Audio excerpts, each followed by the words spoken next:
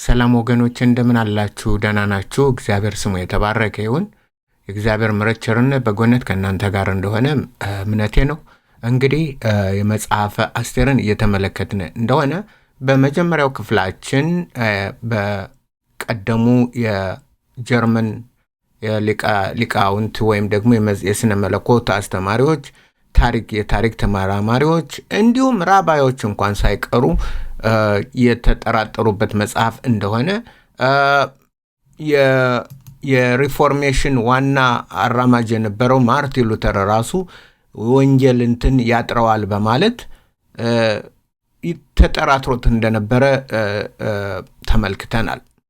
ከዛም ይሄ የአይሁዶች ተረት ነው በማለት ያጣጣሉትና ይሄ በፍጹም እንዳልሆነ ምክንያቱም መንግስት ልክ በመንግስት አይሁድ በፋሪስ መንግስት ውስጥ ገብቶ ትልቅ ቦታ እንደማይኖረው ያንን በማለት ያደረጉትና ታሪካዊ ክስተቱን ላለመቀበልና የእግዚአብሔር ቃል እውነትነቱን ተቀብሎ ለመኖር ያልፈለጉ የስነ መለኮት አስተማሪዎችና የታሪክ የተለያዩ ክፍል ያነሱትን ተመልክተናል። ከዛም እኛ ልክ የነሱን የሚያስጥል በ1789 ዓመተ ምህረት የተገኘው ሳይረስ ሲሊንደር የሚለው ያንንም ወደ ባለፈው ፕሮግራም ሄዳችሁ ማየት ትችላላችሁ።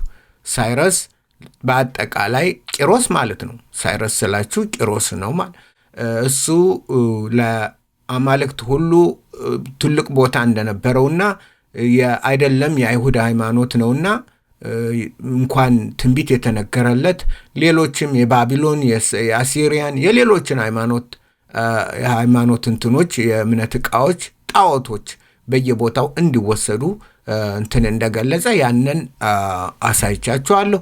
ማየትም ከፈለጋችሁ ደግሞ የሳይረስ ሲሊንደር ሚለውን ጉግል አድርጋችሁ ከዛ ማየት እንደምትችሉ እና በአጠቃላይ ለምንድነው የእግዚአብሔር ስም የሌለው? ይህ ሁሉ ትልቅ ችግር የመጣበት ምንድነው? የእግዚአብሔር ስም ስለሌለበት የአስቴር መጽሐፍ የትክክለኛ መጽሐፍ አይደለም፣ በመጽሐፍ ቅዱስ ውስጥ ሊካተል አይችልም ነው እና እንግዲህ ባለፈው ለመግለጥ እንደሞከርኩት የአስቴር መጽሐፍ ራሱ ትርጉም አለው።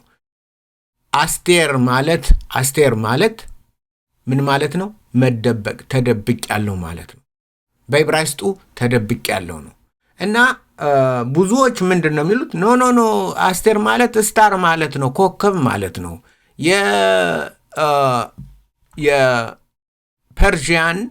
የፐርዥያን ወይም ደግሞ የፋርስ ነገስት የጣዖት አምልኮ ናት፣ መጠሪያዋ ነው።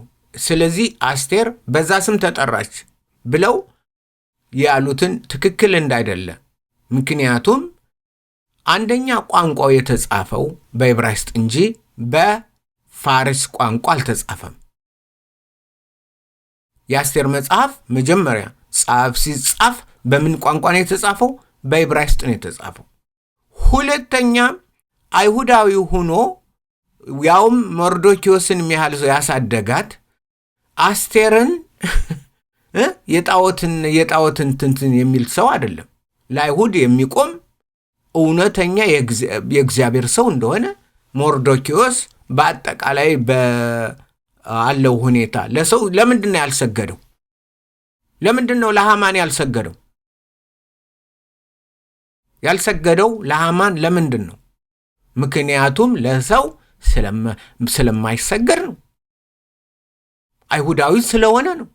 ስለዚህ ልጁን የእሱ ያላትን ያሳደጋትን እንደ አባት ሆኖ ያሳደጋትን እሷንን በጣዖት ስም ይጠራታል ብላችሁ ታምናላችሁ? አይሁድ ሆኖ በሌላ ሀገር ሄዶ ተሰዶ በዛ ሀገር የሚኖረውን ጣዖት አንስቶ ለልጁ መጠሪያ ያደርጋል ወይ? እኔ አይመስለኝም። ሌላው የመጽሐፈ ዳንኤልን ስንመለከት መጽሐፈ ዳንኤል የእግዚአብሔር ልጆች ስማቸው እንዲል ተወሰነ። ንጉሱ ወሰነ። እነዚህ በዳንኤል ምዕራፍ 1 ላይ ተመልከቱት። ስማቸው እንዲቀየር ምዕራፍ 1 ዳንኤል ምዕራፍ 1 ምን አለ? ስማቸው ተቀየረ። ንጉሱ እነዚህንን ወጣቶች ምን ብሎ ጠራቸው? ጃንደረባ አለቃ ስም አወጣላቸው። ዳንኤልን ብልጣሶር ብሎ ጠራው። ምን ብሎ ጠራው? ብልጣሶር። ይህን ቋንቋ እንኳን ይሄ በሚቀጥለው ከምዕራፍ 2 ጀምሮ ምዕራፍ 2 ቁጥር 4 ጀምሮ ምንድነው? አራሚክ ነው። የአራሚክ ቋንቋ ነው፣ ወይም የአረማውያን ቋንቋ ነው። ስለዚህ በእነዚህም መካከል ይሁዳ ልጆች ነበሩ። እነዚህ ሶስቱ ከዳንኤል ጋር የመጡ ዳንኤል፣ አናንያ፣ ሚሳኤልና አዛሪያ ነበሩ። እነዚህንን ስማቸው እንዲቀየር ያው ንጉሱ ስላዘዘ ጃንደረባው አለቃው ስማቸውን ቀየሩ። ዳንኤልን ብልጣሶር፣ አናንያን ሲድራቅ፣ ሚሳኤልን ሚሳቅ፣ አዛሪያንም አብደናጎ ብሎ ጠራቸው። ግን ተቀበሉት ወይ? ነው፣ አልተቀበሉትም። አዎ ተጠርተዋል፣ በባርነት የሚኖሩ ናቸው። ተመልከቱት።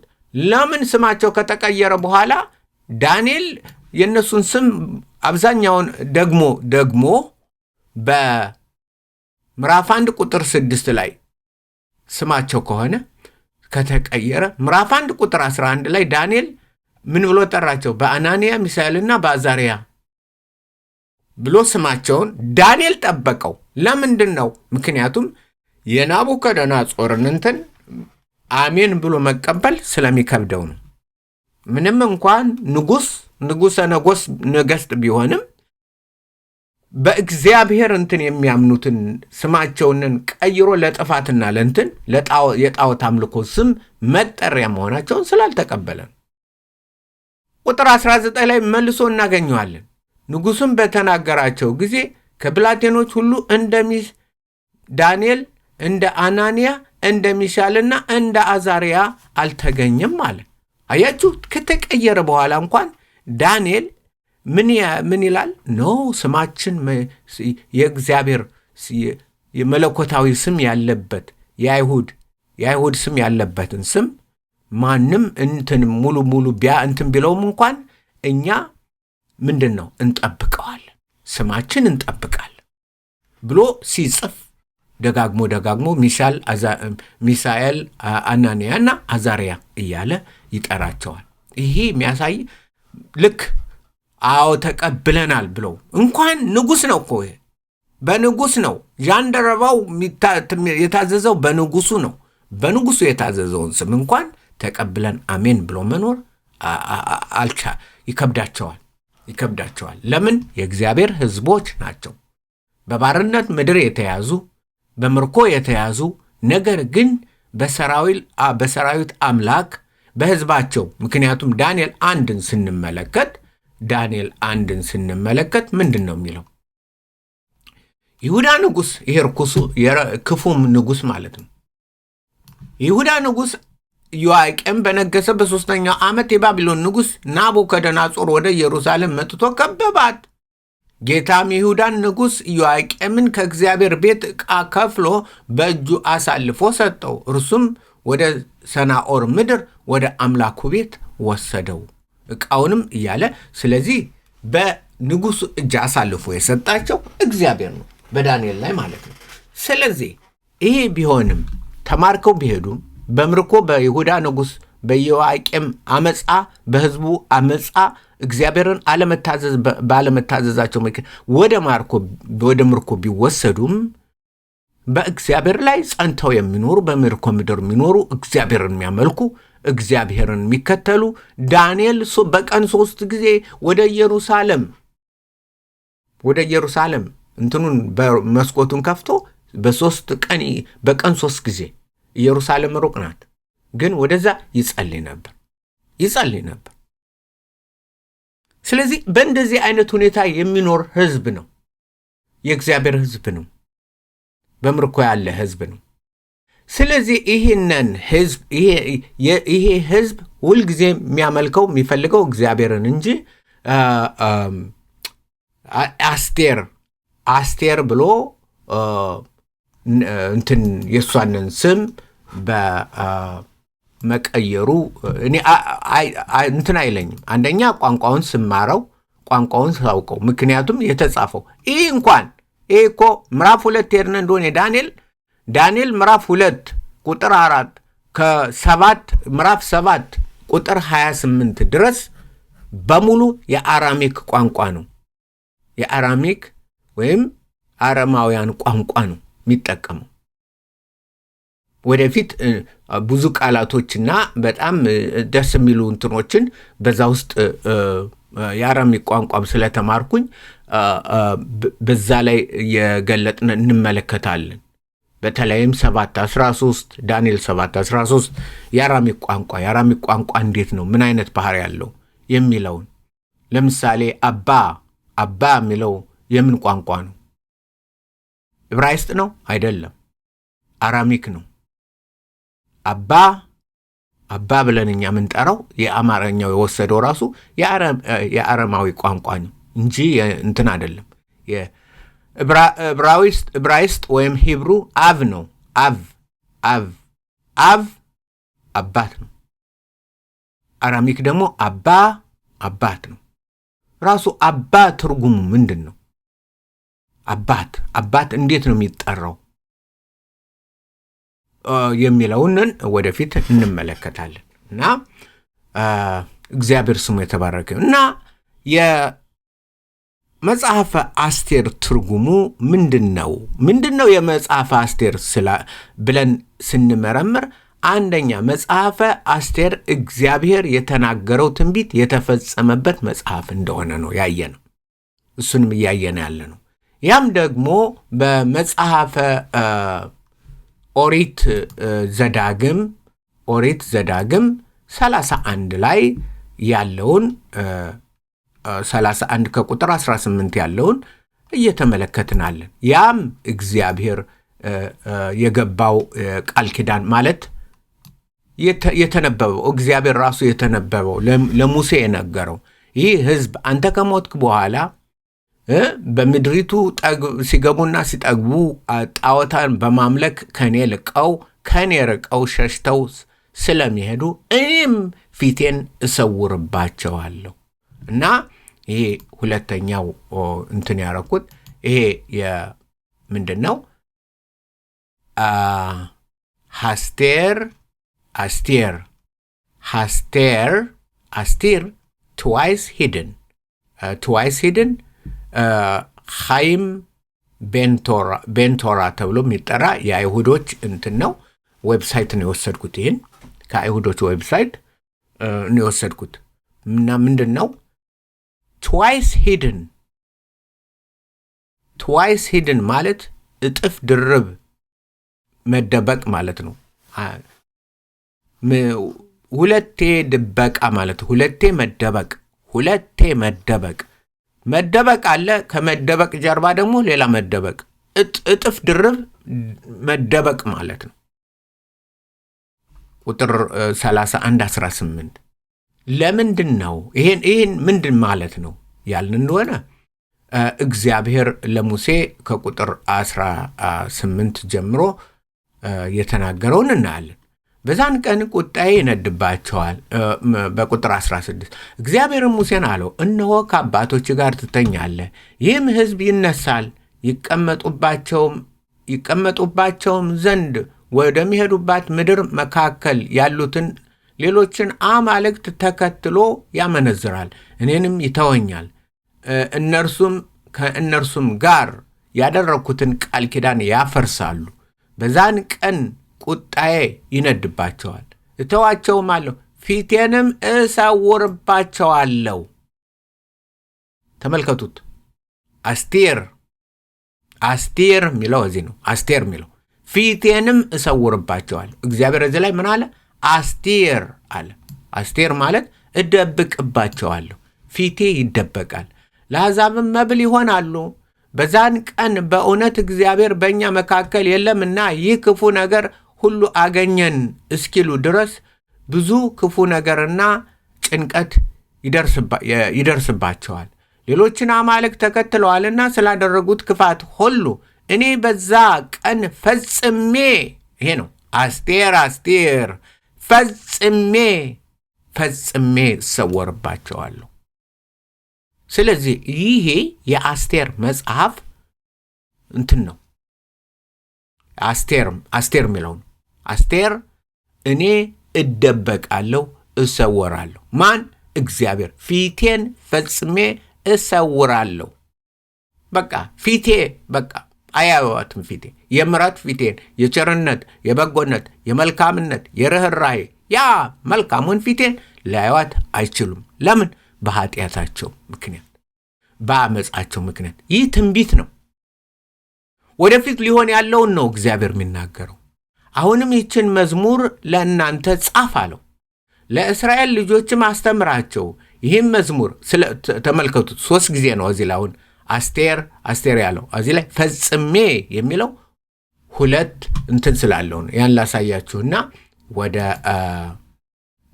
ወደ እንትኑ ወደ የት ነው ያለ ኪቦርድ? ኦኬ ወደ ዋናው እንትን ወስዳችኋለሁ። ዲዩትሮኖሚ 31 ኦኬ።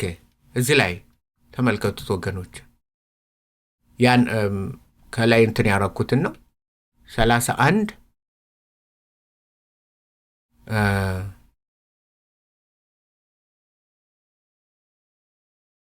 ከአማርኛው ምንድን ነው ያልነው? 18 ላይ 31 18 ላይ ምን ይላል? 31 18 ላይ በአኖሂ አስቴር ፓናይ ባዮም ሃሁ በዛም ቀን ምን እላለሁ? በአኖሂ ምንድን ነው ይሄ? በአኖሂ አስቴር ፓናይ ባዮም ሃሁ በዛም ጊዜ ቀን ብሎ ሲል አንድ ቀን ማለት አይደለም። በእርግጥ መደበቅን እደበቃለሁ። በትክክለኛው ተረጎም ነው። በእርግጥ መደበቅን እደበቃለሁ። አስቴር እደበቅባቸዋለሁ። ለምንድን ነው? ኃጢአትን ስለሰሩ ነው። ስለዚህ እግዚአብሔር ፊቱን ደብቆ በእነዚህ ህዝቦች ላይ በእስራኤል ህዝብ ላይ ለባርነት በተሰጡት ወደ ባቢሎን ወደ ተማረኩት በእነዚህ ህዝብ ላይ እግዚአብሔር ፊቱን እንደደበቀ በእርግጥ ይሄ መዝሙር ሆኖ የተጻፈ ነው። ምን ይላል? መዝሙር ነው። መዝሙር አድርገህ ትሰጣቸዋለህ ለእነዚህ አመፀኞች በልጆቻቸው የደረሰባቸው እኔን ባለመታዘዝ እኔ ፊቴን ስለደበቅኩባቸው እንደሆነ ያውቁ ዘንድ ይህንን መዝሙር አድርገህ ትጽፋለህ አለው እግዚአብሔር። መዝሙር አድርገህ ትጽፈዋለህ። ስለዚህ በአፋቸው ታኖረዋለህ አለ። በልባቸው ስለማይኖር ነው። ሌሎችን አማልክት አሁንም ይህችን መዝሙር ለእናንተ ጻፍ፣ ለእስራኤል ልጆችም አስተምራቸው፣ ይህንም መዝሙር ላይ ምስክር ትሆነኝ ዘንድ በአፋቸው አድርጋት። በምናቸው? በአፋቸው፣ በልባቸው ስለማይኖር ነው። መዝሙሩን ባፉ እንዲለው በልቡም እንኳን ባይለው ሳይወድ በግዱ ይህንን የእስራኤል ሕዝብ እየዘመረ እንዲኖር ይህንን መዝሙር በአፋቸው ላይ አድርግ። አፋቸው ተማርከውም ሄደው የሚዘምሩት መዝሙር እንደሆነ ለአባቶቻቸው ወደ ማልኩላቸው ወተትና ማር ወደምታፈሰው ምድር ካገባኋቸው በኋላ ከበሉም ከጠገቡም በኋላ ከደነደኑም በኋላ ሌሎችን አማልክት ተከትለው ያመልካሉ፣ እኔንም ይንቃሉ፣ ቃል ኪዳኔንም ያፈርሳሉ። ዛሬ ወደ ማልኩላቸው ምድር ገና ሳላገባቸው የሚያስቧትን አሳብ አውቃለሁና። ስለዚህ ዛሬ ምነግረህ ሊሆን ያለው ወደፊት ሊሆን ያለው በእነ አስቴር ዘመን ሊሆን ያለው በእነ መርዶክዮስ ዘመን ሊሆን ያለው በእነ ዳንኤል ዘመን ሊሆን ያለው በእነ ኤርምያስ ዘመን ሊሆን ያለው እግዚአብሔር አስቀድሞ ያስቀመጠው ይሄ ነው። ይህ ለእኛ ምንድን ነው? ዛሬ ለእኛስ ምን አለው የሚለውን ወደፊት ደግሞ አሳያችኋለሁ። ምክንያቱም ይሄ ጠቃሚ ትምህርት ነው ለነሱ ብቻ ሳይሆን ዝም ብለን የሰው ታሪክ አነብናቢዎች አይደለንም። የመጽሐፍ ቅዱስ ሕያው መጽሐፍ ነው፣ የሕይወት መጽሐፍ ነው፣ የጥበብ መጽሐፍ ነው። ስለዚህ መጽሐፍ ቅዱስ እኛንም የሚመለከት ነው። በእኛ ላይ አብሮ ለእኛ የተጻፈ ነው እና በአጠቃላይ እግዚአብሔር ፊቱን ደበቀ። በምን? በኃጢአታቸው። እንዴት? ይህንን ለማወቅ እንዴት የሚለውን ለመመለስ ያደረኩት ምንድን ነው? አንደኛ መጽሐፉ ያለበትን መጽሐፉ የአስቴር መጽሐፍ የት ላይ ነው ያለው? በእኛው በአማርኛው ወይም ደግሞ በእንግሊዘኛው እንትን ሳይሆን በአይሁዶች አቀማመጥ፣ በአይሁዶች መጽሐፍ አቀማመጥ የት ላይ ነው ያለ? ምክንያቱም ያ በጣም ይረዳናል እንድናውቀው ማለት ነው። ስለዚህ ይሄ አዲስ ኪዳን ነው። የአይሁድ ክርስቲያኖች ወይም ደግሞ የመሲያኒክ እንትኖች ብዙ ማጠናበት እንትን ነው። እዚህ ተመልከቱት የት ላይ ነው ያለ መጽሐፉ ያልን እንደሆነ ክቶቪም ይሄ ነው። ክቶቪም ጽሑፎች ማለት ነው። ተመልከቱት ኢዮብ፣ ምሽሌይ፣ ሩት፣ ሽርሃሸሪም፣ ኮሄሌት። ሽርሃሸሪም ማለት መኃልየ መኃልይ፣ ኮሄሌት መክብብ፣ ኤይኻ ነው። ይሄ ኤይኻ ማለት እንዴት ማለት ነው። የሰቆቃው ኤርምያስ መጽሐፍ ምንድን ነው ተብሎ የሚጠራው በእነሱ? እንዴት። ለምን እንዴት አሉት? ምክንያቱም የሚጀምረው በዛ ነው። አይሁዶች እንደዚህ ነው። አያችሁ፣ ኤይኻ እንዴት እንዲሆነች እንዴት። ይሄ ነው እግዚአብሔር ኤርምያስ በኢሳይያስ በኤርምያስ በእነሱ ያዘዘውን ትእዛዝ አንቀበልም ሲሉ የት ላይ? ኤይኻ ላይ። በኤርምያስ ቀጥሎ ይሄ የመጣው የኤይኻ ወይም ደግሞ የሰቆቃው ኤርምያስ መጽሐፍ መጣ። ሰቆቃው ኤርምያስ ምንድን ነው ያልን እንደሆነ የእስራኤል የቀብር ጽሑፍ ማለት ነው። የቀብር ትረካ ማለት ነው። ሰቆቃው ኤርምያስ የእስራኤል ሕዝብ የቀብር ምንድን ትረካ ማለት ነው። በቃ እንዲሆነ አንብቡት በጠቅላላ። ያ የተለካ ነው። እያንዳንዱ የተለካ ነው። በምንድን ነው የተለካው? ይሄው አሌፍ አይደል? አሌፍ፣ ቤት፣ ጊሜው፣ ዳሌት። ዕብራይስጥ መማር ከፈለጋችሁ ሌላ ምንም አይደል፣ እዚህ ላይ ነው የምትማረው። የመጨረሻው ምንድን ነው? ታብ ነው። ታብ ወይም ታብ። ይሄው ታብ ላሳያችሁ። እያንዳንዱ 24 ሌተር አለው። ታብ እዚህ አለ አይደል? ታብ አለ። የመጨረሻዋ የዕብራይስጥ ፊደል። ስለዚህ 22 ስንት ጥቅስ አለው? 22 አለው። ይኸው 22 በዕብራይስጥም አለ በእንግሊዘኛም አስቀምጦታል። 22 ፊደሎች ስንት ናቸው? ዕብራይስጥ 22 እና ይህ ጠቅላላ እግዚአብሔር በቋንቋም በምስጢር ወደፊት ምስጢሩ እናየዋለን። እግዚአብሔር የቅጣትን ዝናብ ያዘነበበት ሕፃናት የሚበሉት ልባ ጉሮሯቸው እንትን አለ። ሴት ልጅ በልጇ ላይ ጨከነች። በጣም የሚያሳዝን ነው። ለምንድን ነው? በኃጢአታቸውና በበደላቸው ምክንያት ነው። ይሄ አንብቡት በደንብ አድርጋችሁ መጽሐፍ ይገባችኋል። አሁን የመጽሐፍ አስቴር ዋው ለካ እንደዛ ነው የምትሉት። ምክንያቱም ከዚህ ቀጥሎ አስቴር መጣ።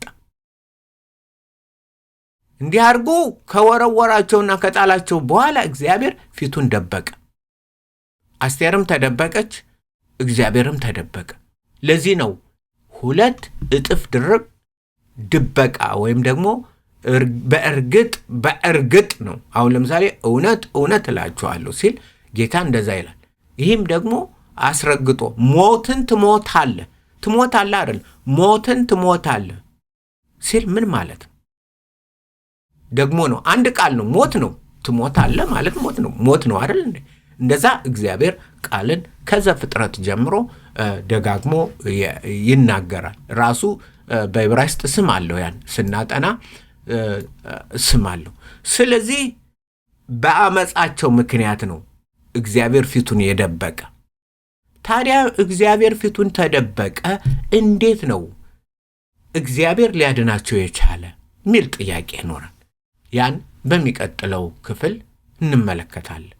ስለዚህ ጥያቄ ያላችሁ ወይም ያልገባችሁ ነገር ካለ ወይም ማብራሪያ እዚህ ላይ ብታረግበት ጥሩ ነው የምትሉት ነገር ካለ፣ እዚህ ላይ የተናገርከው ነገር አልገባንም የምትሉት ነገር ካለ ያንን በጥያቄ እንድታስቀምጡልኝ አስተያየታችሁንም እንድታደርጉ። ምክንያቱም ወደፊት ለምናረገው ጥናት የማይገባችሁ ከሆነ ግራ የሚያጋባ ነገር ካለ በዛ ብንቀጥል ለእናንተም ለእኔም ለእግዚአብሔርም ለማንም ጠቃሚ አይደለም። ስለዚህ እየተወያየን ግልጽ በሆነ መልኩ እንድንማማር፣ እንድንመለከት፣ የእግዚአብሔርን ቃል እንድንፈትሽ ነው። የእግዚአብሔር ቃል እጹብ ድንቅ አስደናቂ መጽሐፍ ነው። ዝም ብሎ ማንም እየተነሳ ከሌ አላለ ነው። እኔ ራሴ ዕብራይስጥን ከተማርኩ አራሚክ፣ ሂብሩ፣ ግሪክ ከተማርኩ በኋላ ማንም እንትን እንዲለኝ አልፈልግም። እኔ ከሌ ታላቅ ነው። ታላቅነቱን ለራሱ ያደርግ። ታላቅ ኢየሱስ ክርስቶስ ነው። ታላቅ እግዚአብሔር የእስራኤል ንጉሥ ነው። በቃ አስተማሪያችን እሱ ነው።